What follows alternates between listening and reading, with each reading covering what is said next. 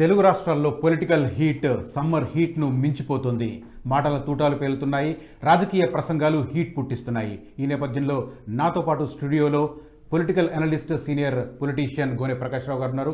ఒకసారి మాట్లాడదాం. తాజా పరిస్థితులు, అదే రకంగా ఫ్యూచర్ పొలిటిక్స్ ఎలా ఉండబోతున్నాయో ఒకసారి చూద్దాం. ప్రకాష్ గారు నమస్తే. నమస్కారం.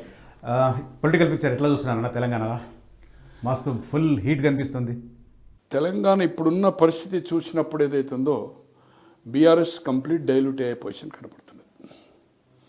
ఓట్ అంతా బీఆర్ఎస్ ఓట్ అంతా మ్యాక్సిమం కాంగ్రెస్ అంటే యాంటీ ఏదైతుందో వాళ్ళ సర్వే కోసం రేపు వచ్చే లోకల్ బాడీ ఎన్నికల్లో సర్వే కావాలంటే కొంతమంది ఎవరైతే కాంగ్రెస్లో చేరలేదు, బీఆర్ఎస్ క్యాడర్ ఉందో ఆ క్యాడర్ వాళ్ళు ఏదైతుందో కాంగ్రెస్ గెలిస్తే మనకు ప్రమాదము, బీజేపీ గెలిస్తే మనకు ఇబ్బంది లేదనేది గ్రామ స్థాయిలో మండల్ టీసీలు, సర్పంచ్లు, జడ్పీటీసీలు చేసింది. ఇదొక రాజకీయ అవగాహన ఉన్నోళ్ళు ఇది బాగా వాళ్ళ మదిలో మెదులుతుంది. తో నేను అనుకుంటున్న చివరి నిమిషంలో ఇప్పుడున్న ట్రెండ్ స్వింగ్ కూడా ఉంది. మనం గతంలో కూడా చూసాం పార్లమెంటు తెలుగుదేశం ఎలయన్స్ బ్రేక్ అయ్యేది 94లో, 85 తర్వాత రామారావు గారితో. అంటే చంద్రబాబు వచ్చాడు అనుకోండి 98లో, బట్ ఒంటరిగా పోటీ చేసినా కూడా కరీంనగర్లో సాగర్రావు గారు గెలిచారు, ఇక్కడ దత్తాత్రేయ గెలిచారు, సిట్టింగ్ రాజేశ్వరరావుని ఓడించి, అక్కడ రమణ గారిని ఓడించి 96లో గెలిచిన ఎల్ రమణ గారిని, అలాగే అక్కడ ఆంధ్రలో వెంకటస్వామి గెలిచాడు, సత్యనారాయణ గారు గెలిచారు, కృష్ణంరాజు గెలిచాడు. ఏం లేదు బీజేపీ తో నేషనల్ పాలిటిక్స్ వచ్చే వరకు సపరేట్ అసెంబ్లీకి కాకుండా వచ్చినప్పుడు ఆంధ్ర కానీ తెలంగాణ కానీ పలుసార్లు మనం ఈ రాష్ట్రంలో చూసాం. అలాగే ఇప్పుడు ఏదైతుందో గత ఎన్నికలు కూడా ఒకే ఒక సీట్ వచ్చేది రాజ్ సింగ్ గారు, బట్ లోక్సభ వచ్చే వరకు 4 ఓడిపోయిన వాళ్ళు 8 గెలిచారు. వేరే సంగతి కిషన్ రెడ్డి గెలిచాడు, మన సంజయ్ గెలిచాడు, అక్కడ బాబురావు. ఈ 4లో 3 ఎమ్మెల్యేలుగా ఓడిపోయారు, చాలా చిత్తుగా ఓడిపోయారు, అయినా గెలిచారు. కాంగ్రెస్లో గెలిచిన వాళ్ళు నామా బీఆర్ఎస్లో గెలిచిన వాళ్ళు వేరే సంగతి అనుకోండి. మనం అబౌట్ బీజేపీ ఇష్యూ మాట్లాడుకున్నప్పుడు ఇప్పుడున్న సిచ్యువేషన్లో క్లారిటీగా రేపు పోల్ మేనేజ్మెంట్లో ఏమైనా ఎఫెక్ట్ కావచ్చు, బట్ ఆదిలాబాద్లో ఎందుకంటే కాంగ్రెస్ బీఆర్ఎస్ నాయకులు చాలా మంది కాంగ్రెస్లో కలుస్తున్నారు. అక్కడ కోనప్ప గారు కానీ, ఇంద్రకరణ్ రెడ్డి గారు కానీ, తర్వాత ఆదిలాబాద్లో గల్లా సుజాత అండ్ సాజిద్ వీళ్ళందరూ కానీ, ఖానాపూర్లో కానీ వీళ్ళు చూసినప్పుడు ఏదో మ్యాక్సిమం కలుస్తూ ఉన్నారు. తో అది ఇంప్రూవ్ అయ్యే ఛాన్స్ ఉంది కాంగ్రెస్. 3వ పొజిషన్ నుంచి కాంగ్రెస్ 2వ పొజిషన్కి వచ్చింది.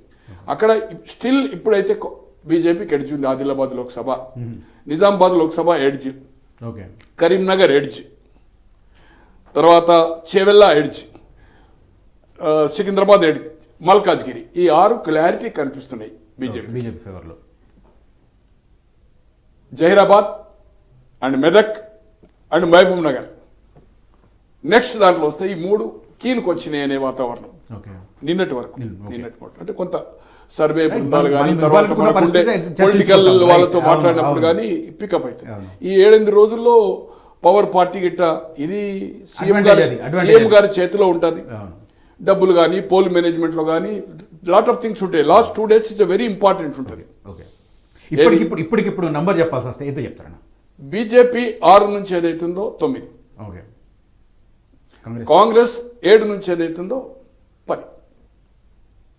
వాట్ అబౌట్ బీఆర్ఎస్ ఇప్పుడున్న సిచ్యువేషన్లో స్లైట్ ఎడ్జ్ కనిపిస్తున్నది, slight edge of Medak. That to Siddipet they are expecting of more than 80,000 and more than 60,000 of Gajwel and Dubbak is 50. ఈ 2 కలిపి ఏదైతుందో 1.5 to 2 lakhs మెజార్టీ వస్తే బయటపడుతుంది. ఇక్కడ తేడా వస్తే అది కూడా ఓడిపోయే ఛాన్స్ ఉంది. గెలిస్తే ఒక మెదక్, లేకపోతే 0 to 1. కాంగ్రెస్ ఏదైతుందో క్లారిటీగా ఖమ్మం ఉంది. హైదరాబాద్ ఈజ్ ఎంఐఎం, దాంట్లో డౌటే లేదు. ఎందుకంటే మీకు 17 లక్షల ఓట్లు హల్చల్ చేస్తున్నది, హల్చల్ కాదు సార్, 17 lakhs ఓట్స్ దాంట్లో. ఇది మనము మీడియా పాయింట్ ఆఫ్ వ్యూలో, పేపర్ పాయింట్ ఆఫ్ వ్యూ చూడదు. Voting pattern Muslim minorities 11 lakhs votes, out of 17 11 lakhs అవి 6 ఓన్లీ హిందూ. 6కు అంటే పోల్ అయిన దాంట్లో 100% బీజేపీకి వచ్చినా కూడా దీంట్లో మోర్ దాన్ 80-90 వస్తుంది కదా. ఇస్లాం ఖతరా అంటారు వాళ్ళు. మీకు తెలుసు ఎంఐఎం సీట్ ఎట్లుందో, 84 నుంచి ఏ విధంగా వస్తుందో, పెరుక్కుంటూ వస్తుంది కానీ తరుక్కుంటూ వస్తుంది. తో ముస్లిం ఓట్ ఏదైతుందో డివిజన్ అక్కడ జరగడం లేదు, 1 సైడ్గా ముస్లిం పడుతుంది. గతంలో కూడా చూసాం మనం. అవును. క్లోజ్ ఓన్లీ 84లో 30,000 తోటి సలావుద్దీన్ ఓవైసీ గారు హైదరాబాద్ నియోజకవర్గం ఉన్న స్ట్రక్చర్ ఓల్డ్ ఉండే అప్పుడు చేవెళ్ళకి అవన్నీ కలిసి ఉండే. ఇప్పుడున్న స్ట్రక్చర్ డీలిమిటేషన్ అయిన తర్వాత సిచ్యువేషన్ ఫేవర్ అయిపోయింది అలాగ. డిఫరెంట్ అయిపోయింది. అవును. హాట్ కేక్ దాంట్లో ఏమి డౌట్ లేదు. ఈ రిజల్ట్లో ఇదే రిజల్ట్ మీకు ఏదైతుందో ఇప్పుడు వరకు ఈ 5 ఇంకా దాదాపు 8 రోజుల్లో 11 వరకు పోల్ మేనేజ్మెంట్ 11 నైట్ 12 నైట్ దాన్ని బేరో చేసుకుంటుంది. ఒకవైపు బీజేపీ కూడా సీరియస్ కాన్సన్ట్రేషన్ కేంద్రం చేస్తుంది. ఇక్కడ రాబోయే రోజుల్లో మేము ఏదైతుందో బాగా వేయాలా తెలంగాణలో, సౌత్లో కూడా. కర్ణాటక అయితే మళ్ళీ రేపు అయినప్పుడు మళ్ళీ కర్ణాటకలో 28కి ఏదైతుందో మెజార్టీ సీట్లు మోర్ దాన్ 14 వచ్చే ఆశ్చర్యం లేదు, 20 క్రాస్ అయిన ఆశ్చర్యం లేదు. అక్కడ గవర్నమెంట్ కాంగ్రెస్ 25 వచ్చినాయి. ఇప్పుడు ఏదైతుందో ఆ పరిస్థితి లేదనుకోండి. మొన్న పోయినసారికి ఇప్పటికీ డిఫరెంట్ ఉంది, కొంచెం పాపులిస్ట్గా ఉంది. వాళ్ళు కాన్సన్ట్రేట్ చేస్తున్నారు. గవర్నమెంట్ ఉంది, బూత్ వైజ్ 130 సీట్ల పైన వచ్చినాయి 224. ఇప్పుడున్న సిచ్యువేషన్ వేరు. ఇక్కడ ఉండే సిచ్యువేషన్ మాత్రము దీనికి మార్పు అనేది లాస్ట్ 2 డేస్లో ఏమో. కానీ బీజేపీ కూడా స్ట్రాంగ్ కాన్సన్ట్రేట్ చేస్తుంది, సీరియస్గా చేస్తున్నారు. వాళ్ళకి ఏదైతుందో ఓన్ షా గారి టీమ్ సర్వే ఉంది, సెంట్రల్ ఇంటెలిజెన్స్ ఉంది, పలు సర్వేలు దేశంలో ఉండే పేరెన్నిక కన్నా 10 సర్వేల దగ్గర కూడా వాళ్ళు పెట్టుకుంటున్నారు. సో ఎక్కడెక్కడ మైనస్ ఉంది, ఎక్కడెక్కడ ఉంది వాళ్ళు కూడా పోల్ మేనేజ్మెంట్ చేస్తున్నారు. బట్ బీఆర్ఎస్ మాత్రం లేదు. ఇంకోటి బీఆర్ఎస్ నిజంగానే అతనికి బలం ఉంటే, శక్తి ఉంటే, కార్యకర్తలు ప్రజల్లో మార్పు వచ్చింది, ఈ 3 నెలలే మొత్తం కాంగ్రెస్ అవుట్ అవుతుంది అనుకుంటే డైలీ ఒకటో మీటింగ్ కదా. ఆ మీటింగ్ ఎక్కడ? రోడ్ల మీద రోడ్ షో. దానికి ఎంత ఖర్చు? నేను నియోజకవర్గాల పేర్లు చెప్పదలుచుకోలేదు, నాకు అందరు దాంట్లో ఉండేది మిత్రులు. 225 to 3 crores ఖర్చు పెడుతున్నారండి. 2,25,00,000 నుంచి 3,3.5 వరకు అవుతున్నాయి ఒక్క కార్నర్ మీటింగ్, ఓన్లీ ఈవినింగ్. ఇంతకుముందు ఎప్పుడైనా ఉద్యమ కాలం ముందు చూసినాం కదా, 100 ఎకరాలు, 200 ఎకరాలు, 500 ఎకరాలు, ఎక్కడ చూసినా ప్రపంచంలో ఎక్కడికంటే అక్కడ మీటింగ్. ఎందుకు చేయడం లేదు మీటింగు? ఇదే మీటింగ్ ఏదైతుందో ఈయన పబ్లిక్ గ్రౌండ్స్ లో పెట్టవచ్చు కదా. రాదు జనము. ఒకటి డబ్బులు అధికంగా పెట్టాలి, పెట్టినా అయితే ఫెయిల్ అయిపోతుంది. కార్నర్ మీద అయితే అధికంగా ఫ్లోటింగ్ పబ్లిక్ ఉంటుంది కదా. పబ్లిక్ మీటింగ్ అయితే జనాలు రారని బస్ యాత్రకు అంతే కదా. డైలీ ఒకటే పెడుతుండే కదా సార్ కేసీఆర్ గారు. ఎప్పుడైనా ఉద్యమం వచ్చిన కాంచి, ఉద్యమ కాలంలో కానీ తర్వాత వచ్చిన ఉప ఎన్నికలు కానీ, రెగ్యులర్ ఎన్నికలు కానీ, ప్రతిసారి ఆయన రాజీనామా చేసినప్పుడు కానీ ఇటువంటి మీటింగ్స్ ఎప్పుడైనా పెట్టిండు? ఎప్పుడైనా పబ్లిక్ మీటింగ్సే కదా. భారీ మామూలు అరే గ్రామ పంచాయతీకి హెలికాప్టర్ మీద పోయింది కదన్నా. 2001లో మోర్తాడ్, ఇందారం, వేములవాడ, చెన్నూరు ఇవన్నీ హెలికాప్టర్ మీద ప్రచారం చేసిండు. 2001లో జిల్లా పరిషత్ ఎలక్షన్ అయిన తర్వాత గ్రామ పంచాయతీ ఎలక్షన్ కు. సో ఇప్పుడు ఖర్చు పెట్టుడు వేస్ట్ అనుకుంటున్నాడా? అంతే కదా. కాకుండా రాదు, పబ్లిక్ రానప్పుడు ఇంకా పంచారు అవుతుంది. అందుకోసం ఓన్లీ కాన్సన్ట్రేటింగ్ ఆఫ్ చౌరస్తాలలో చౌరస్తా మీటింగ్. పబ్లిక్ ఏదైతుందో మొత్తం షాపింగ్ కాంప్లెక్స్లు, బస్ స్టాండ్లు, రైల్వే స్టేషన్లు, ఎవ్రీ ఏరియా అక్కడ ఆటోమేటిక్గా ఫ్లోటింగ్ పబ్లిక్ ఉంటుంది. ఇప్పుడు తెలంగాణ మొత్తం మీద అదే మీకు ఇండికేషన్. అతనికి ప్రజల బలం ఉంటే, ప్రజలు సమీకరించేంత శక్తి కార్యకర్తల్లో కానీ నాయకుల్లో ఉంటే ఇటువంటి మీటింగ్లు పెట్టాడు కదా. స్ట్రీట్ కార్నర్ మీటింగ్ పెట్టాడు కదా. ఇప్పుడు పొలిటికల్ హీట్ ఎట్లా పెరుగుతుందో మాటలు కూడా అట్లా అవుతున్నాయి. ఇప్పుడు చూస్తున్నాం ఎలక్షన్ దీంట్లో కంప్లీట్గా రేవంత్ రెడ్డి మాటలు కానీ, రిజర్వేషన్స్ మీద కానీ, రిజర్వేషన్స్ ఎత్తేస్తారని మాట్లాడడం, దేనికి ఎవరు మాట్లాడినా కూడా ఒక బేస్ కనిపిస్తలేదు. మీకు ఎట్లా అనిపిస్తుంది ఈ రిజర్వేషన్ బేస్? రిజర్వేషన్ అనేది క్లారిటీగా బీజేపీ స్టాండ్ తీసుకుంది. మైనార్టీ రిజర్వేషన్ తీసేస్తామని ఖచ్చితంగా వాళ్ళు పెట్టారు. అది జరిగే అవకాశం ఉంటుంది. చేసి ఇతర బలహీన వర్గాలకి, ఎందుకంటే 50% అనేది ఒక సుప్రీంకోర్టు ఉంది కదా సార్. సో దాన్ని ఏదైతుందో అడ్జస్ట్ చేస్తామంటున్నారు. బట్ రిజర్వేషన్ టచ్ చేసే అవకాశమే లేదు. మీకు 52 నుంచి రిజర్వేషన్ వచ్చినాక 10 years కోసమే వచ్చింది. ఎస్సీలు కానీ ఎస్టీలు కానీ రిజర్వేషన్ టచ్ ఎస్సీ ఎస్టీ చేయరు వాళ్ళు. రాజ్యాంగంలో కొన్ని సవరణలు తెస్తారు.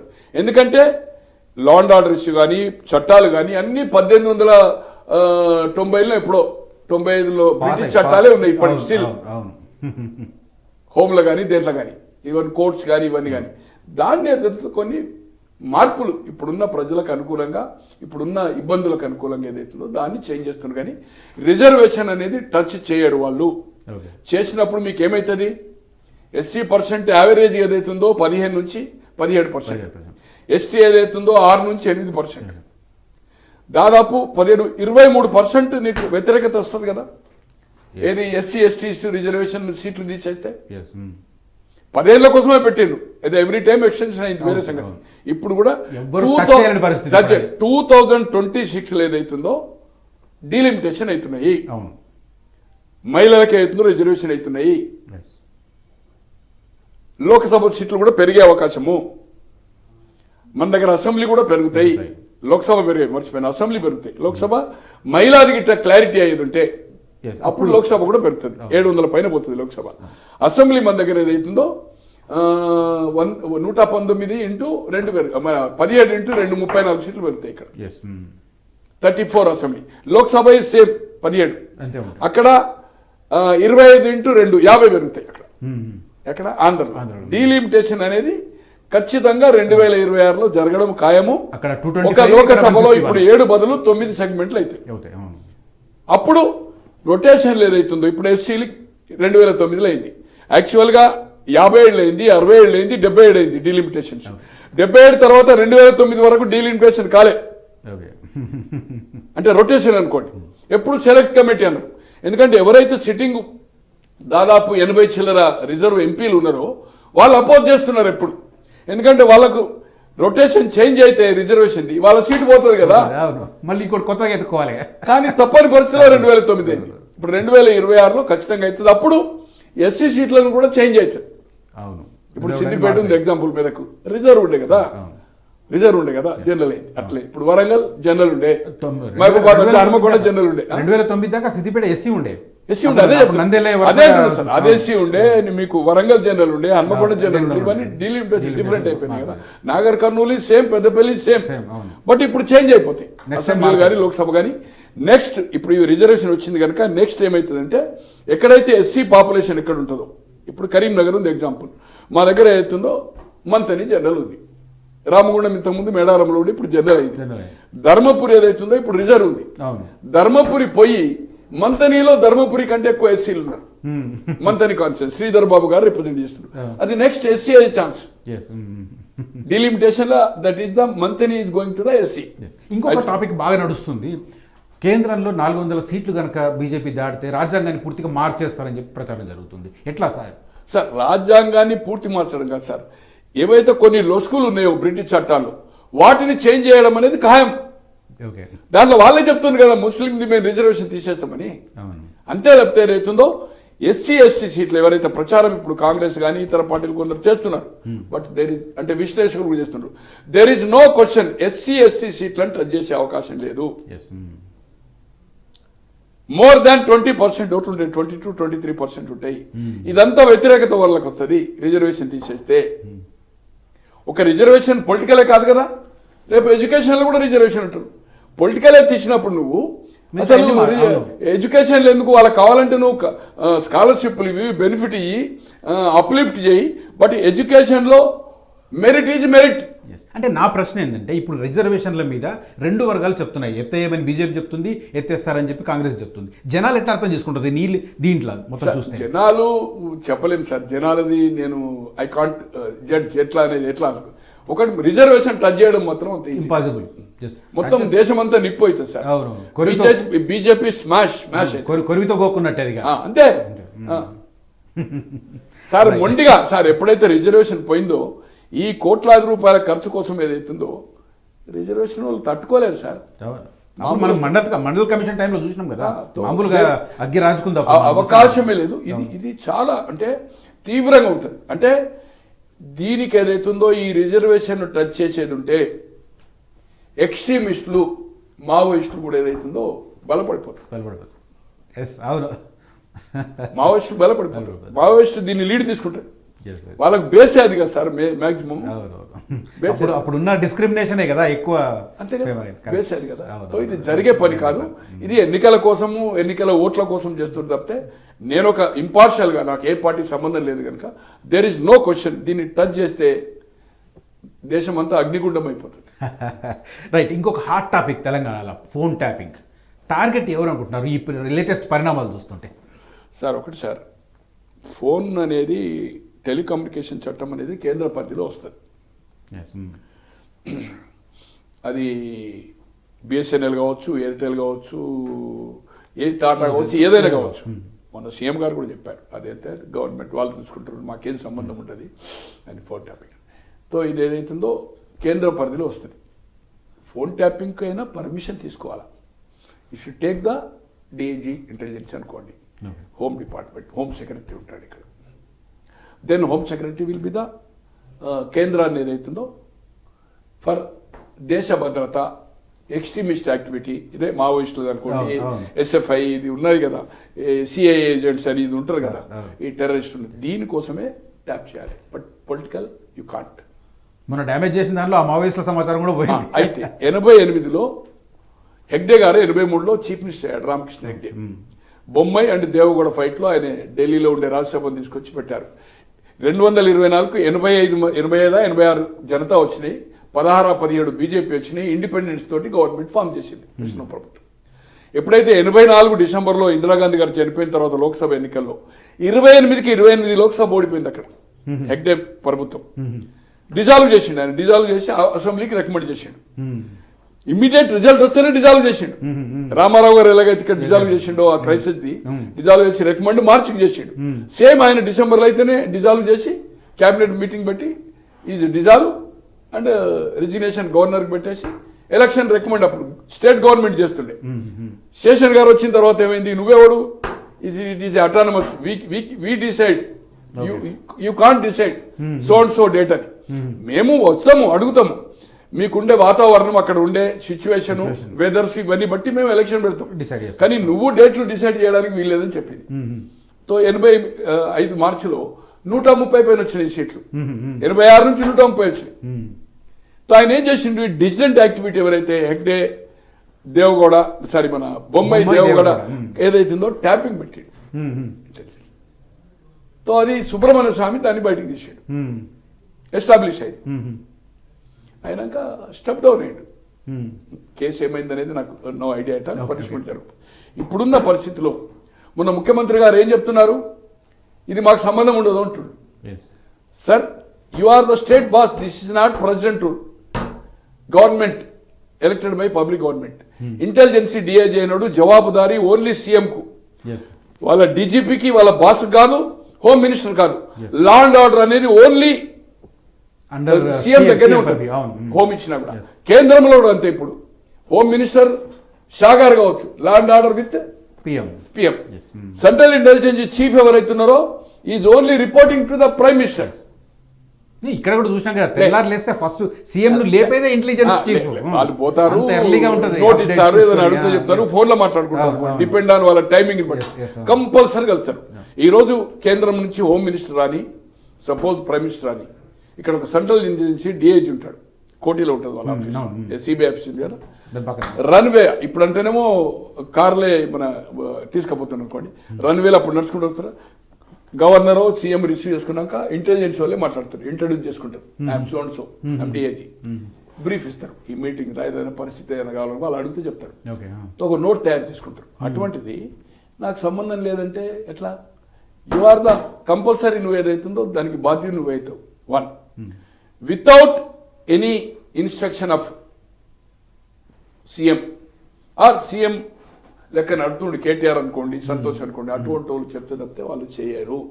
సీఎం గారు చెప్పినట్టు ఇన్స్ట్రక్షన్స్ ఏమి రిటర్న్లో ఉంటాయి, ట్యాపింగ్ చేయరు. వాళ్ళకి అవసరం లేదు, అధికారులకు అవసరం లేదు. ఆయన రిటైర్ అయిన అధికారి ప్రభాకర్కి ఏమో అవసరం సీఎం చెప్పకపోతే. నేను రాధాకిషన్ నేను మధ్యాహ్నం చూశాను పేపర్, నేను 4 రోజుల నుంచి బయటకు వెళ్ళడం లేదు, పేపర్లు చూసలేదు. 9 చూసే వరకు బ్యానర్ ఐటమ్ ఉంది, రాధాకిషన్ గారు ఇచ్చిన ఇన్స్ట్రక్షన్ ఆఫ్ సీఎం. ఇంకోటి, నిజంగానే నీకు సంబంధం లేదు, ఓటుకు నోటు కేసు రేవంత్ రెడ్డి గారిది 2015లో అయింది. హోమ్ డిపార్ట్మెంట్ బ్రీఫ్ ఇస్తుందా? నీకు సంబంధం లేకపోతే ఆ రోజు నువ్వు ఎట్లా బ్రీఫ్ ఇచ్చినావు? హరిహరాదులు వచ్చినా కూడా చంద్రబాబును ఎవరు రక్షించలేరని చెప్పిండు Revanth Reddy, is going to the now arrest అని చెప్పిండు బిఫోర్ 2015 అయిపోయింది. మొన్న 2022లో ఏది ఆ స్వాములు రోహిత్ పైలట్, గువ్వల బాలరాజు అదే ఫామ్ హౌస్ లో పిఎల్ సంతోష్, ఆయన పేరేంది, ఆయన బిఎల్ సంతోష్ ఏదైతుందో నువ్వే పిలిపించినావు ప్రగతి భవన్ లా. నేషనల్ ప్రెస్, లోకల్ ప్రెస్, కొన్ని వందల మంది సోషల్ మీడియాలో పిలిచి ప్రగతి భవన్లో అన్ని సీడీలు తయారు చేసి వినిపించి డిస్ప్లే చేసి దేశంలో ఉండే అందరూ ముఖ్యమంత్రులకు, అన్ని రాష్ట్రాల ముఖ్యమంత్రులు 28 రాష్ట్రాలు ప్లస్ చీఫ్ జస్టిస్లకు అండ్ సెంట్రల్ మినిస్టర్స్కు పంపినావు. దాని మీద రిమార్క్ చేసిన జడ్జిలు, నువ్వెవరు పైన మాకు పంపడానికి, నీ గొట్టం నువ్వెవరు, మాకేం సంబంధం అది అని ఒక జడ్జి ఏదైతుందో, 2 జడ్జిలు ఏదైతుందో రిమార్క్ ఇచ్చేశారు. సో ఇవన్నీ చూస్తే కేసీఆర్ ఇప్పుడు దీంట్లో ఖచ్చితంగా ఏదైతుందో, నేను ఒక 8-10 రోజుల కింద ఒక సోషల్ మీడియా పేరు ఎందుకు అనుకోండి, is going to the arrest. Okay, ఖచ్చితంగా ఏదైతుందో ఇప్పుడేమో రాధాకిషన్ రావు ఇచ్చిండు, రేపు ప్రభాకర్ రావు వచ్చినాక ఇచ్చిండు statement. Red corner notice Prabhakar Rao garu కూడా ఏదైతుందో అమెరికాలో ఉన్నాడు, రేపు రావాల్సి వస్తుంది. 6 నెలల తర్వాత ఎక్స్టెండ్ ఇంకో 6 నెలలు అవుతుంది. కాకుంటే ఇంటర్పోల్ అన్నా ఇట్ విల్ గో అండ్ ఏదైతుందో గవర్నమెంట్ టు గవర్నమెంట్ అగ్రిమెంట్ ఉంటుంది ఎనీ కంట్రీ. రిపోర్ట్ చేయాలి వాళ్ళు ఖచ్చితంగా.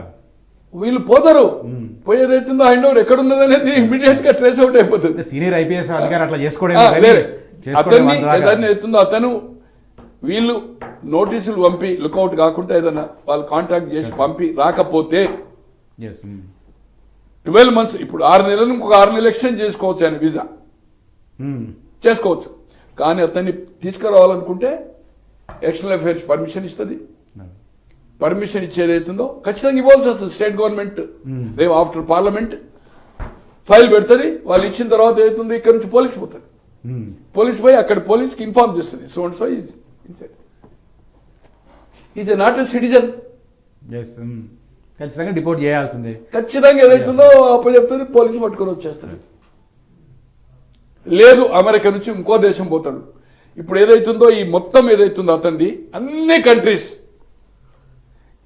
అన్ని కంట్రీస్ ఇమ్మిగ్రేషన్లు ఏదైతుందో ఎక్కడ దిగినా, ఏ ఎయిర్పోర్ట్లో దిగినా, ఎనీ కంట్రీ ఇప్పుడు ఒక అమెరికాలో ఉంటేనే పోవాలి, పట్టుకోవాలి.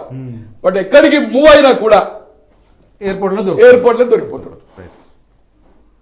అన్నిట్లో అదే అయిపోతుంది.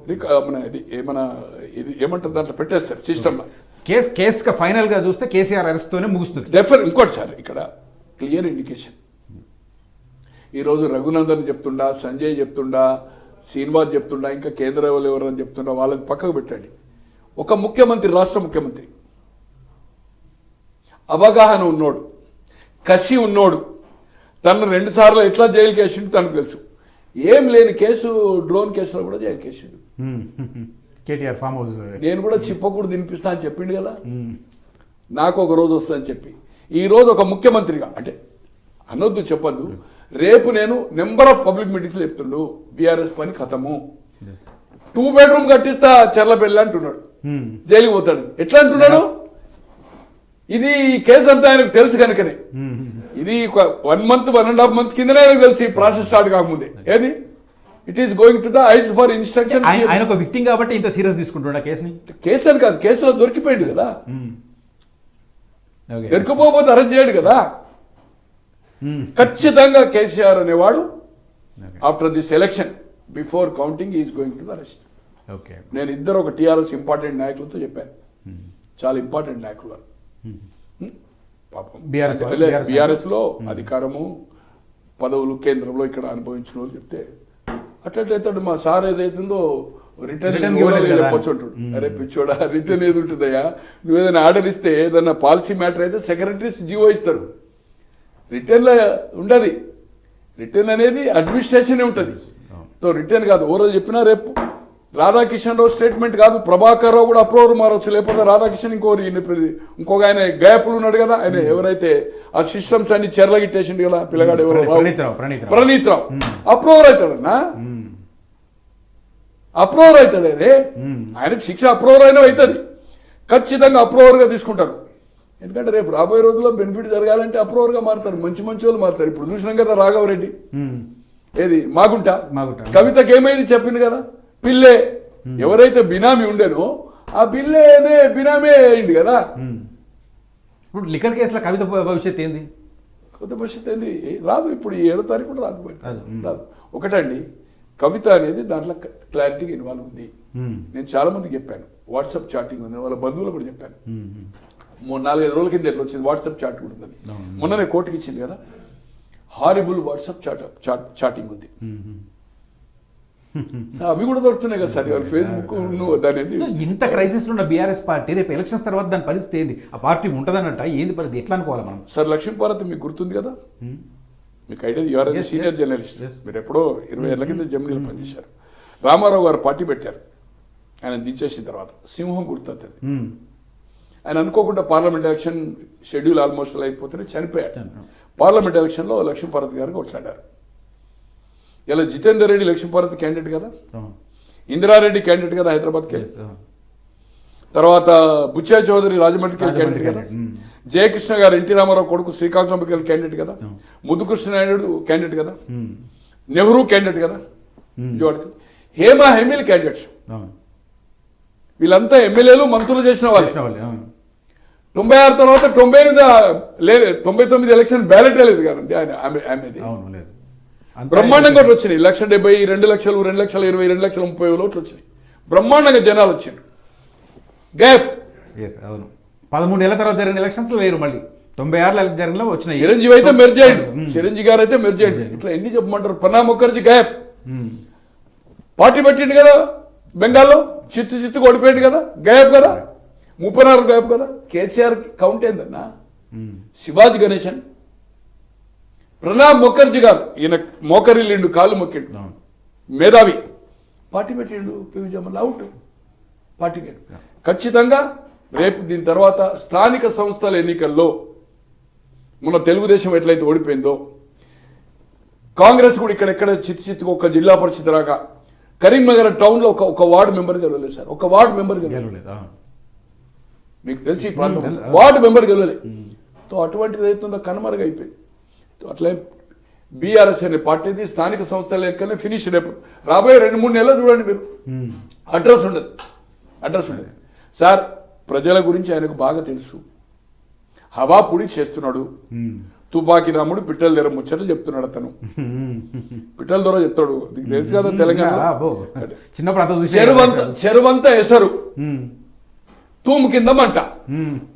సార్ చెరువులో మొత్తం బియ్యం పోసి నీళ్ళలా తూము కింద మంట పెడితే ఉడుతుందా సార్? రివర్స్ కొట్టేదా? తూము కింద మంట పెడితే ఇంతంత ఉంటే తూము నీళ్లు పోవడానికి షట్టర్లు ఉంటాయి, 4-5 తూములు ఉంటాయి పెద్ద చెర్లకు. అలాగే ఇటువంటి ముచ్చట్లు చెప్పే కేసీఆర్ నిజంగానే ఆయనకు ప్రజాబలం ఉంటే, నిజంగానే ఆ పార్టీలో ఉండే ఆత్మవిశ్వాసం ఉంటే, 10-12 ప్రజల్లో చేంజ్ వచ్చిందంటే వాళ్ళు పబ్లిక్ మీటింగ్లే పెడతారు కదా అన్న. ఈ 2.5-3 కోట్లు పెట్టి అక్కడనే పబ్లిక్ డయాస్లు కడతారు కదా. ఈ కార్నర్ మీటింగ్, ఈ ఒక బస్ యాత్ర ఎందుకన్నా? ఎందుకు పెడతలేరు? పబ్లిక్ మీటింగ్ పెట్టకుండా బస్ యాత్రకు ఎందుకు? ఒకటే మీటింగ్ సార్, ఒకటే మీటింగ్, రోజుకు ఒకటే కదా. నిజంగానే ఒకటి కాదు, సాయంత్రం కార్నర్ మీటింగ్. పొద్దున 10:30-11 గంటలకు మన టెంట్లు వేసి పెట్టచ్చు కదా, నిద్రకు పెట్టినావు కదా. ఎందుకు పెడతలేవు? కేసీఆర్ ఎందుకు పెడతలేడు? రారు జనం, టర్న్అవుట్ కాదు, ఇంకా టాక్ బ్యాడ్ అవుతుంది, డిపాజిట్లు పోయే పరిస్థితి అవుతుంది. లేదండి ఏ పరిస్థితిలో మీకు దీని తర్వాత ఎన్నికల తర్వాత ఆయన అరెస్ట్ కావడం ఖాయం. ఈవెన్ కేటీఆర్, సంతోష్ రావు, 1,000 కోట్ల రూపాయలు ఏదైతుందో, 1,000 కోట్ల రూపాయల ప్రాపర్టీస్ ఏదైతుందో వాళ్ళని అవన్నీ ఇప్పటికైతే తెర మీదకి రాలే. కేటీఆర్ కానీ సంతోష్ కానీ ఇప్పటికి రాలే. ఇప్పుడు కవిత ఇబ్బంది పడుతుంది లిక్కర్లా, ట్రాఫింగ్ లోనేమో కేసీఆర్ కనిపిస్తున్నాడు. కేటీఆర్ అండ్ సంతోష్ ఎక్కడ? అదే వాళ్ళ ప్రాపర్టీస్ బయటకు వచ్చినప్పుడు ఏదైతుందో, ఇవన్నీ ఏదైతుందో అయినప్పుడు ఒక్కొక్కరు sir ACB is public representative కదా sir. KTR is taking money salary కదా. రామచంద్రరావు గారు 10,000 రూపాయలు పట్టుకుంటే ఏసీబీ కేసు అయితే మంత్రివర్గం తీసేసింది కదా రామారావు గారు. అప్పటి మోడల్స్ ఇప్పుడు కూడా ఇవన్నీ ఏదైతుందో రేపు ఐటీ ఒక దిక్కు బీజేపీ, ఒక దిక్కు కాంగ్రెస్, ఇద్దరు కార్నర్ చేస్తారు. ఫ్రేమ్ లో నువ్వా నేను అన్నట్టు ఉండాలంటే ఒక మూడో ఉండొద్దు, ఇతన్ని ఎలిమినేట్ చేయాలి. బీజేపీ కూడా వదిలిపెట్టది. రేపు ఇవన్నీ జరిగినప్పుడు ఏదైతుందో, వాళ్ళు సంపాదించిన 1,000 కోట్ల ఫామ్ హౌస్లు ఏదైతుందో, 1,000 కోట్లు అండి. ఈ భారతదేశ చరిత్ర, ఇండియన్ హిస్టరీలో నాకు తెలిసినంత వరకు చదవలేదు, చూడబోరు ఏ ముఖ్యమంత్రి కానీ, ముఖ్యమంత్రి కుటుంబ సభ్యులు కానీ ఇన్ని ఆస్తులు సంపాదించింది బహిరంగంగా కనబడుతున్నాయి కదా సార్. అందరూ ఇదే చెప్తారు, కాంగ్రెస్ వాళ్ళు చెప్తారు, బీఆర్ఎస్ వాళ్ళు అందరూ చెప్తారు, బట్ ఎవరు ప్రూఫ్ తెర మీద తీసుకురాదండి. 1 minute ప్రూఫ్ అన్నారు కదా, 1 minute ఐ విల్ షో. నేను ఎప్పుడైనా ప్రూఫ్స్ తోటి మాట్లాడదు, మీకు తెలుసు కదా. ఇప్పుడు మీ కెమెరా తీసుకొస్తారా ముందా? చలో కెమెరా అడిగి పోదామా? ఫామ్ హౌస్కి అక్కడ పబ్లిక్ తోటి ఇంటర్వ్యూ తీసుకుందాం. ఇది సంతోష్, ఇది 60 ఎకరాలు Bakaram. It will go 6 crores per acre. Bakaram దగ్గర ఇది ఇది ఇది హిమవంశిది. ఇది హిమవంశి 100 ఎకరాలు, 100 acres. It will go 5 crores. ఎక్కడ వస్తుంది ఇది బాకారం మన మోయినాబాద్ మండలం. ఇది లోపలిది. మెయిన్ రోడ్ది 60, ఈయనది 100, పక్కది ఒక 60 ఎకరాలు. అది కరెక్ట్గా నాకు ఐడెంటిటీ కాలే. ఐ థింక్ ఆఫ్ ఇది కవితది అనుకున్నా, నాది కాదని ఆయన్నే మెసేజ్ పెట్టిండు. అది కూడా చెప్తా మీకు, అంటే నాది కాదని. అన్న 3 farm houses ప్రజెంట్ వాల్యూ 1200 కోట్ల నుంచి 1500 కోట్ల value. Bakaram 2, Moinabad mandal 1, Aziz Nagar total 3. Himavansh KTR son 1 is, 2 is Santosh and 3rd is Kavitha. ఇది అనిల్ కు పెట్టే మెసేజ్. ఐఆర్ Kavitha nothing to do with these farms. అంటే నాది కాదని చెప్పిండు. ఇక ఆయన నాకు కాదా అనేది, నాకు నా వైఫ్ కు సంబంధం లేదు వాడితో. ఈమె కవితే కదా, ఈమె కవిత భర్తే కదా, ఆయన పెట్టిన మెసేజే కదా. 12 నుంచి 10 ఇక్కడ పోదాం, గ్రామానికి పోదాం. ఇప్పుడు జస్ట్ 30 కిలోమీటర్లు, నేను అక్కడనే ఉంటున్నాను. మీరు కావాలంటే పోదాం, ఇప్పుడు కెమెరా తీసుకొని పోదాం, ప్రజలతో తీసుకుందాం గ్రామంలో ఎవరి అని. ఎక్కడదండి ఈ భారతదేశ చరిత్రలో ఎవరికైనా ఉన్నాయండి? 1500 కోట్లు అండి 3. ఒకవేళ నిజంగా వాళ్ళే అయినా కూడా కొనుక్కున్నారేమో, అది చూపాలి కదా లెక్క. ఐటీ అయినాక తెలుస్తుంది కదా, పేగులు తీస్తారు, మీకు తెలుసు కదా, ఫైన్ పడుతుంది కదా. అంటే నేను అనేది ఏంటంటే దీనిలో కేసు ఏం కాదు, కానీ ప్రజలకు ఇది ఎక్స్పోజ్ చేసినాక కాంగ్రెస్ నాయకులు కానీ అటు బీజేపీ కానీ ఇవన్నీ అయిన తర్వాత, ఇవన్నీ ప్రజల ముందుకు వచ్చిన తర్వాత, సార్ జయలలిత జైలుకు పోయిందా లేదా సార్? అయిపోయింది. అక్కడి నుంచి ఆమె కథ ఎండ్ అయిపోయింది. లల్లు జైలుకు పోయిండాలే సార్, చౌతాల పోయిండాలే సార్, షా పోయిండు బయటకు వచ్చిండు, చిదంబరం పోయిండు బయటకు వచ్చిండు. ఎలా అయితే ముఖ్యమంత్రులు చేసిన వాళ్ళు, వాడు సోరన్ పోయిండు కదా, ఆయన పేరు సోరన్ గారు పోయారు కదా. తో వీళ్ళేం పెద్ద కాదు కదా. దీని తర్వాత ఫినిష్ కదా సార్ పాలిటిక్స్ అనేది. రాజకీయము పార్టీ ఎట్లా స్మాష్ అవుతుంది అంటే ఇవన్నీ చుట్టుకొస్తాయి ఉంటున్నాయి. ఒక్కొక్కటి చుట్టుకొస్తుంది అంతే. ఇక ఇది వచ్చి బయటపడ్డాక ఇన్ని ఆస్తులు ఉన్నాయని బహిరంగంగా సోషల్ మీడియా ఇవన్నీ వచ్చినాక ఏమని చెప్పుకోవాలి? అధికారంలో ఉన్న రోజు ఇట్లుంటది. అసలు ఉద్యమం నడిపేప్పుడే కోర్టు పరిస్థితి. నీ పరిస్థితి ఏంది? బీపీఎల్ కింద అన్న హౌస్ సైట్ నీ చెల్లెది ఎవరు? సంతోష్ది.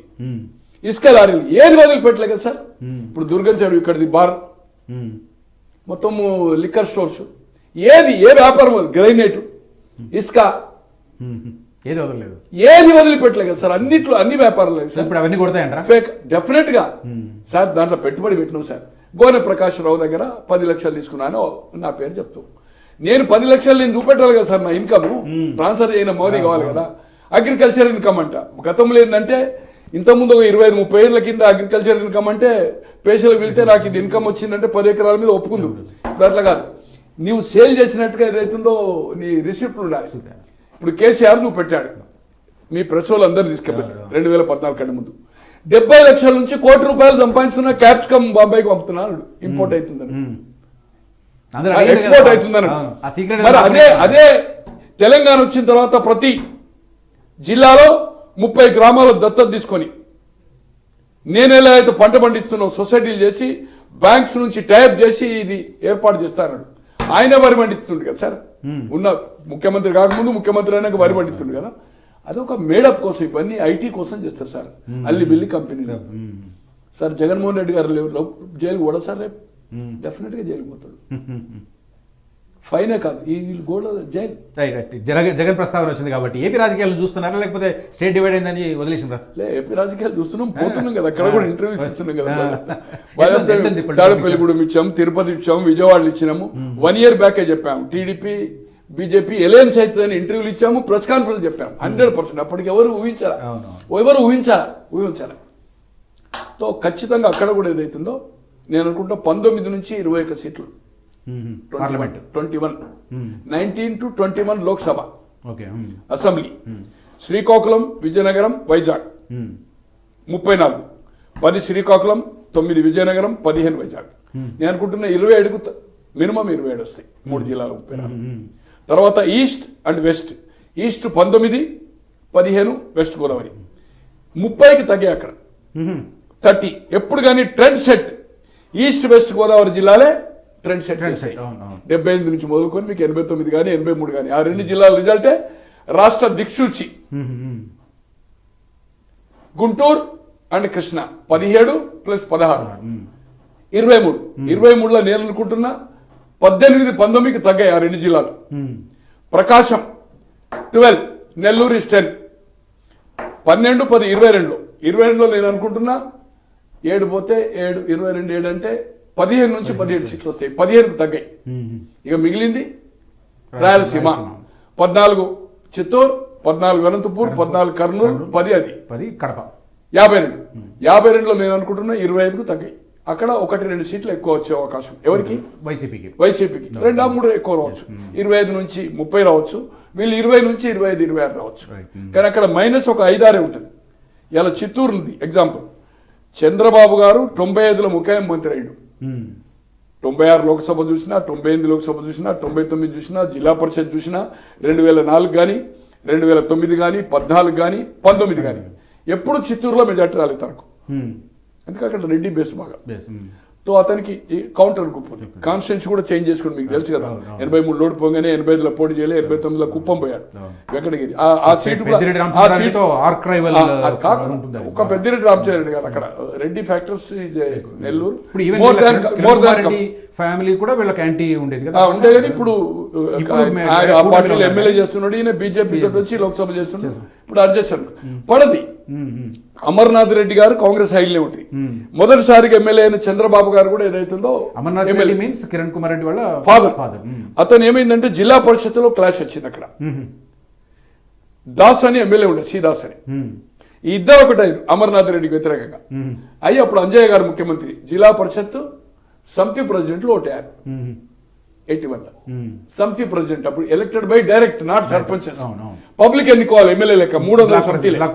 వీళ్ళిద్దరు ఒకటి అయిన కుతూహలం అప్పుడు ఎమ్మెల్యే కాలా. ఆమెను క్యాండిడేట్ పెట్టి గెలిపించాడు. షోకాజ్ నోటీస్ పార్టీ నుంచి షోకాజ్ నోటీస్ ఇష్యూ అయింది నాకు, anti party activity. Amarnath Reddy గారికి వ్యతిరేకంగా జిల్లా పరిషత్ గెలిపించాడు కుతూహలం వల్ల చంద్రబాబు గారు. అంటే యూనివర్సిటీ నుంచి చంద్రబాబు గారు ఒక స్టూడెంట్ లీడర్ ఉండే. యూనివర్సిటీలో clash between Ramachandra Reddy and ఈయన సమకాలికులు వాళ్ళు ఒకసారి. బట్ అమర్నాథ్ రెడ్డి గారు సీనియర్. తో ఈ ఉన్న సిచ్యువేషన్లో ఏదైతుందో అక్కడ 125 నుంచి 140 సీట్ల వరకు వస్తాయి. 125 to 140. 19 నుంచి 21 లోక్సభ, అది 6 నుంచి 3 నుంచి 6 లోక్సభ. అసెంబ్లీ 35 నుంచి మ్యాక్సిమం 50, మ్యాక్సిమం 50. ఇది 125కు తగ్గాయి. ఏ పరిస్థితిలో వాక్ ద రేస్ ఆఫ్ ఇది ఆయనకు వచ్చేది ఒక కడపలో నేను అనుకుంటున్నా 6 నుంచి 7 రావచ్చు. అక్కడ 3, 6, 4. కర్నూలు 14లో ఏదైతుందో నెక్ టు నెక్ ఉంటుంది. ఒక సీటు 2 సీట్లు దానికి ఎక్కువ ఉండొచ్చు. అట్లే చిత్తూరులో 14లో నేను అనుకుంటున్నా నెక్ టు నెక్ ఉంటుంది. ఒకటి అటా, ఒకటి 7, 5, 6కు తగ్గాయి. ఏది టీడీపీ. కానీ అనంతపూర్ మళ్ళీ టీడీపీ విల్ బి 14లో నేను అనుకుంటున్నా ఇట్స్ 9 to 10 ఛాన్స్. ఆడ 10 ఛాన్స్. అది డ్యూ టు అక్కడ బీజేపీ పవన్ కళ్యాణ్ గారితో మ్యాచ్ అవుతున్నారు. ఓవరాల్ గా బీజేపీ అలయన్స్ కావడం వల్ల ముస్లిం మైనార్టీ, క్రిస్టియన్ మైనార్టీ పోవడం వల్ల కొంత డ్యామేజ్ అవుతుంది ఎవరికి? టీడీపీ. కానీ 2 పవర్ తోటి కొట్లాడుకోలేడు కనుక ఒక పవర్ సెంటర్ అతనికి అవసరం. అక్కడ ముఖ్యమంత్రి ఉండి 2019లో నష్టపోయాడు. ఈసారి ఆ తప్పు జరగకుండా మనకు నష్టం జరిగిన పనులే. గవర్నమెంట్ వస్తాము, రేపు గవర్నమెంట్ వచ్చినా కూడా కేంద్రంలో బీజేపీ వస్తుంది కనుక ఇంతో అంతో గతంలో మనకు క్లాష్ వచ్చినా కలిసి విడిపోయి కలిసినా కూడా నెంబర్ ఆఫ్ టైమ్స్ తను కలిసాడు. అట్లే రామారావు గారు కూడా అట్లే. రామారావు గారి పీరియడ్ లో 85 నుంచి 89 3 ఎన్నికల్లో ఎలయన్స్. 84 లోక్సభ, 85, 89, 94లో బ్రేక్ అయింది. చంద్రబాబు గారు 98 తర్వాత కలిశారు, మళ్ళీ విడిపోయారు, మళ్ళీ కలిశారు. ఇది కామన్ అనుకోండి ఉన్న సిచ్యువేషన్లో తెలుగుదేశం అధికారంలో ఉన్న Jagan poll management చేయలేడా last poll management ఏం చేసినా కూడా ఇప్పుడు దానికి ధీటుగా పోయినసారి ఏం జరిగింది, మళ్ళీ ఎట్లా సెటరేట్ చేసుకోవాలి, ఇవన్నీ చాలా అడ్వాన్స్గా ఏదైతుందో కాన్స్టిట్యూన్సీలో ఏదైతుందో ఈవెన్ మనీ మేనేజ్మెంట్ కానీ ఎవరికైనా ఇప్పుడు ఒక వాతావరణం ఎట్లుంటుందంటే ట్రెండ్ వచ్చి గెలుస్తుందన్నాక పైసలు కూడా ఎక్కడో పెట్టుకుంటాం తర్వాత ఇవ్వమంటారు, పైసలు అందకుండా పెట్టుకుంటారు. ఇప్పుడు మొన్న ఎగ్జాంపుల్ మన పాలకుర్తిలో ఉంది, ఆ పిల్లకు లాస్ట్ లో పైసలు పట్టుబడి తర్వాత యుఎస్కి తేలేకపోయింది, ఎక్కడో అక్కడ పెట్టి కాగితాలు రాసి తర్వాత ఎలక్షన్ వెనక్కి ఇచ్చింది. కోట్ల రూపాయలు. నేను దాదాపు అనుకుంటాను, నాకు తెలిసిన ఇన్ఫర్మేషన్ ఒక దాదాపు 30-40 కోట్లు మళ్ళీ ఊళ్ళో ఎవరైతే పెట్టుకున్నారో కాగితాలు రాసిన వాళ్ళకి ఇచ్చేసి మదర్ మాస్టర్ మైండ్ అక్కడ బాగా వర్కౌట్ అయింది. సో ట్రెండ్ వచ్చినా కాక సార్ నేను కూడా ఎలక్షన్ కొట్లాడు, నేను మొదట్లో అది చేశారు, తర్వాత అన్నా మేము పెట్టుకుంటాం, తర్వాత ఏమైనా ఉంటే చేయలేకపోలేదు, మాకు ఏదైనా పని చేయని ఇట్లా ఇట్లుంటుంది. అట్లే కొందరు చాటుగా గెలుస్తుండే వారికి ఎవరో కాంట్రాక్టర్ ఒక అధికారం రేపు ఏదైనా పోస్టింగ్ అవసరం ఉంటుంది డబ్బులు ఇస్తూనే ఉంటాడు.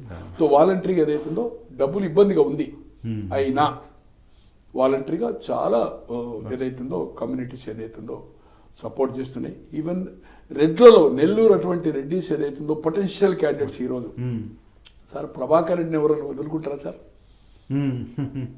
సాధువుగా సార్ మాగుంట గారు అటువంటి అభ్యర్థులు ఇక్కడ వచ్చి టీడీపీలో కాంటెస్ట్ చేస్తున్నట్టే కరుడు గట్టిన రెడ్డి ప్రకాశం జిల్లా అండ్ కరుడు గట్టిన నెల్లూరులో కూడా ఏదైతుందో రెడ్డిస్ అగెనిస్ట్ గా మాట్లాడుతున్నట్టే. నెల్లూరు 4 నాకు కోటమిరెడ్డి శ్రీధర్ రెడ్డి గారు మంచి ఫ్రెండ్, నేను అక్కడ ప్రెస్ కాన్ఫరెన్స్ కూడా అట్లా చేశాను, మనం సర్వేలు కూడా చేశాము. ఆయన టీడీపీలో చేరకముందే కూడా మనం decision making even council election అప్పుడు కూడా ఖచ్చితంగా టీడీపీ గెలుస్తుందని చెప్పాను నేను ఒక TV5 ఇంటర్వ్యూలో. తిరుపతిలో పోలింగ్ అవుతుంది, పోలింగ్ 10 రోజుల ముందే ఖచ్చితంగా ఈ 3 ఓట్లు ఇక్కడి నుంచి పోయినా ఈ ముగ్గురేమో రెబల్స్ వస్తుండే, ఎవరు ఒకరు ఆనము, తర్వాత చంద్రశేఖర్ రెడ్డి మేకపాటి అండ్ ఈయన శ్రీదేవి ఎక్స్పెక్ట్ చేయాలి, ఇంకా 3-4 వస్తారు టికెట్ ఇస్తా అంటే ఖచ్చితంగా గెలుస్తుందనేది ఏందో చెప్పడం జరిగింది ఒక 10 days బిఫోర్. అలాగే ఈ ఉన్న సిచ్యువేషన్లో స్వీప్ ద పోల్ అంటే మీరు అనేది పోల్ మేనేజ్మెంట్ అనేది వెరీ ఇంపార్టెంట్, బట్ పగడ్బందీగా ఏదైతుందో సిస్టమేటిక్గా గ్రౌండ్ అంతా తయారు చేసుకున్నారు, ఎక్కడ ఏం చేయాలనేది అన్ని సిస్టమేటిక్గా ఉన్నాయి. ఎక్కడన్నా ఈ కాంబినేషన్లో ఈ పొత్తుల భాగంలో వాళ్ళ దగ్గర కొంత ఏదైతుందో రెబల్స్ ఉండి వాళ్ళని అడ్జస్ట్ చేయక అక్కడ కొంచెం గొడవలు అవుతున్నాయి, కానీ ఏమున్నా కూడా ఏదైతుందో 125కి ఏ పరిస్థితులు తగ్గే అవకాశమే లేదు, అవకాశమే లేదు. 19 లోక్సభ తగ్గే అవకాశం లేదు, ఖచ్చితంగా గెలవడం ఖాయము. ఆయనే ఇప్పుడు ఈ కాన్స్టిట్యున్సీకి మీరు 1,40,00,000 ఒక లోక్సభ సభ్యుని డిపాజిట్ చేయమన్నాడు, ఎమ్మెల్యేలను 20 చేయమన్నాడు. ఎందుకు చేయమన్నాడు? ఇది డబ్బులు ఆయన తీసుకోడు, ఈ 20 లోక్సభ 20 7-20 అంటే ఎక్కువ తగ్గింది, ఈ 40 ఇంకొక 10 కలిపి ఒక 50 అనే ఇవ్వాలనేది ఉద్దేశం. ఒక 5-10 మందిని పెట్టి మనీ మేనేజ్మెంట్ ఇప్పుడు అక్కడ ప్రతి కాన్స్టిట్యున్సీలో కూడా ఆయన పోల్ మేనేజ్మెంట్ పర్ఫెక్ట్ చేస్తున్నాడు. 5-6 బయట వాళ్ళు పంపుతుండే, ఎందుకంటే ఓడిపోతామంటే డబ్బులు ఖర్చు పెట్టారు. డబ్బులు కూడా ఎందుకు అడిగాడంటే ఈ డబ్బులు ఆయన తీసుకొని వాళ్ళకే మళ్ళీ ఈ టీం ఎవరైతే మేనేజ్ చేస్తారో 5-6 వాళ్ళకి ఇస్తాడు ఈ డబ్బులు. లేకపోతే ఇచ్చిన డబ్బు ఎంపీ ఇచ్చిన డబ్బులు ఖర్చు పెట్టరు, వాళ్ళు పెట్టరు, దీనివల్ల మనం నష్టపోతాము. తెలుగుదేశం కూడా మనీగా రెడీ ఉంది, మనంతా పెట్టకుండా 15-20 కోట్లు ఏదైతుందో ఒక నియోజకవర్గం పెట్టడానికి మెంటల్గా ప్రిపేర్ అయింది TDP and BJP or Janasena. 50% పెట్టినా చాలు, దాంట్లో 15-20 పెట్టినా. అక్కడ పోల్ మేనేజ్మెంట్ కూడా బ్రహ్మాండంగా టీడీపీ అండ్ కాంబినేషన్ చేస్తుంది. 6-7 కాన్స్టిట్యున్సీలో డిస్టర్బ్ ఉంది, అది ఎలక్షన్ వరకు సెట్ అవుతుంది. ఈ ట్రెండ్ గెలుస్తుందని ఒక తర్వాత వాళ్ళంతా డైల్యూట్ అవుతారు, వాళ్ళు మెయిన్ లీడర్స్ కాకుండా వాళ్ళు ఎంబడున్న క్యాడర్ డైల్యూట్ అయిపోతారు. మనం ఈయనతో ఉంటే ఓడిపోతున్నాం, మనం అటు కాకుండా ఇటు కాకుండా అవుతారు, వాళ్ళు ఆటోమేటిక్గా మళ్ళీ టీడీపీ అంటే కూటమికే సపోర్ట్ చేసే అవకాశాలు మెరుగ్గా ఉన్నాయి. దీంట్లో ఏమాత్రం అనుమానం లేదు. Right, thank you joining us in the interview. Thank you.